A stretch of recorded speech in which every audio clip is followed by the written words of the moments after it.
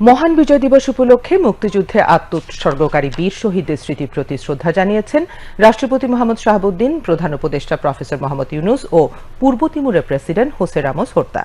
সকালে সাভারে জাতীয় স্মৃতিসৌধে পুষ্পস্তবক অর্পণ করে রাষ্ট্রপতি, প্রধান উপদেষ্টা ও পূর্ব তিমুরের প্রেসিডেন্ট জাতির শ্রেষ্ঠ সন্তানদের প্রতি শ্রদ্ধা নিবেদন করেন। বিস্তারিত শামসুল আলমের রিপোর্টে।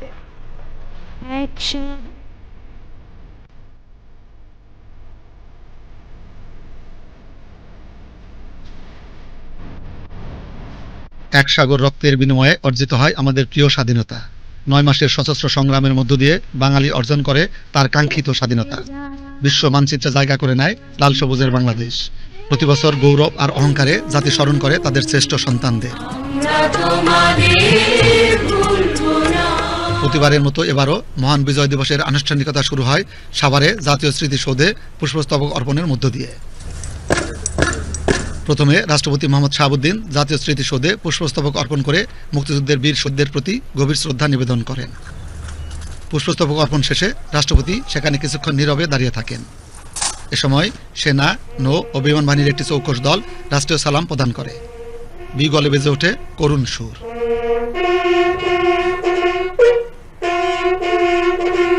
প্রধান বিচারপতি, উপদেষ্টা পরিষদের সদস্য, মন্ত্রিপরিষদ সচিব, ৩ বাহিনীর প্রধানগণ, যুদ্ধাহত মুক্তিযোদ্ধা, শহীদ পরিবারের সদস্য, কূটনীতিকগণ এবং পদস্থ সামরিক ও বেসামরিক কর্মকর্তাগণ এ সময় উপস্থিত ছিলেন।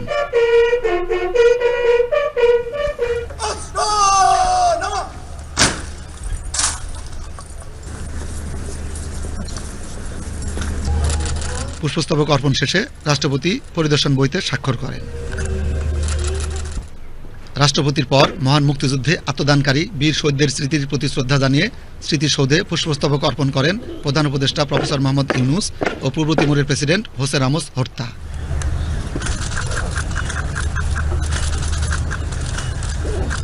পুষ্পস্তবক অর্পণ শেষে প্রধান উপদেষ্টা ও পূর্ব তিমুরের প্রেসিডেন্ট শহীদদের স্মৃতির প্রতি শ্রদ্ধা জানিয়ে কিছুক্ষণ নীরবে দাঁড়িয়ে থাকেন।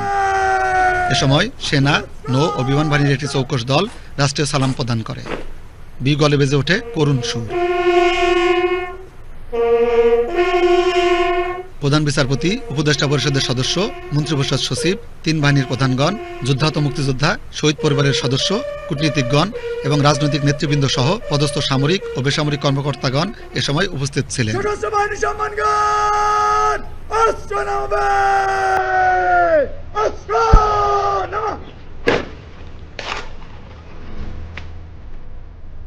পরে প্রধান উপদেষ্টা প্রফেসর মোহাম্মদ ইউনূস ও পূর্ব তিমুরের প্রেসিডেন্ট হোসে রামোস হর্তা পরিদর্শন বইয়ে স্বাক্ষর করেন।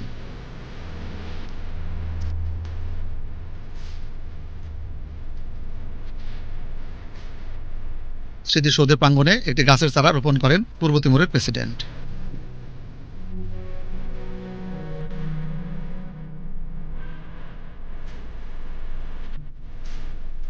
শামসুল আলম, বাংলাদেশ টেলিভিশন।